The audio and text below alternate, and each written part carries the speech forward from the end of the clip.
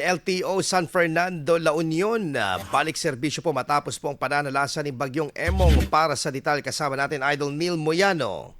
104.7 IFM Report. Balik serbisyo at nagpatuloy ang frontline services ng Land Transportation Office o LTO sa lungsod ng San Fernando matapos ang pansamantalang pagkaantala bunsod ng Bagyong Emong. Dahil sa naranasang malawakang pagkawala ng kuryente at internet, naapektuhan ang operasyon ng mga tanggapan. Subalit sa patuloy na pagbangon, bukas na sa serbisyo ang mga sumusunod: LTO Regional Office No. 1, San Fernando District Office at San Fernando Licensing Center. Layunin ng ahensya na agad maibalik ang normal na serbisyo para sa kapakanan ng publiko. Dagdag pa ng pamunuan ang patuloy na koordinasyon sa mga utility providers upang matiyak ang tuloy-tuloy na operasyon at maiwasan ang muling pagkaantala. Tiniyak din nila na ipapatupad pa rin ang mga health at safety protocols para sa maayos at ligtas na pagproseso ng mga dokumento at serbisyo para sa mga motorista at mamamayana.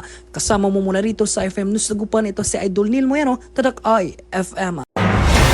IFM News. IFM News. IFM News.